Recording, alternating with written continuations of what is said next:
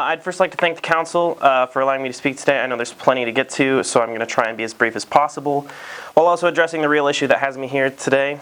Let me start by introducing myself. My name is David Mund. I've lived in Cadillac for 4 years after moving out on my own after graduating in Lake City. In mid-February of this year, I was elected chair of the Youth Outreach Committee, which is a subcommittee formed by the Wexford County Progressives. We've since named our committee the Young Progressives Action Committee, or YPAC. I'd like to briefly thank some of the members of that committee, Andrea Lilly, who's here with me today, and Rob Wood. They helped initiate this. It's our first official action of coming to the City Council tonight. So in 2013, House Republicans drafted a bill to eliminate federal funding for the free and reduced lunch programs for students in school. Fortunately, that bill failed to pass, but unfortunately, the tide is shifting back in that direction. And I fear that discussions may again begin to propose those cuts once more. With the recent drawbacks in funding for both the Meals on Wheels program as well as significant cuts to after-school programs, I deeply fear that it won't be out of the question that the same could be said of the free and reduced lunch programs again. This impacts Cadillac and Cadillac school systems pretty deeply.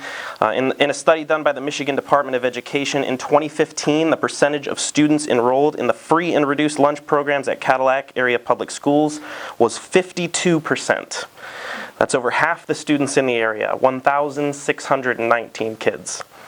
For what I'm sure is a small but significant amount of those students, that could be their only meal of the day. Should these potential cuts reach the House floor and pass, as it goes up the chain of command, it's entirely possible that we will have a hunger crisis for students in our area.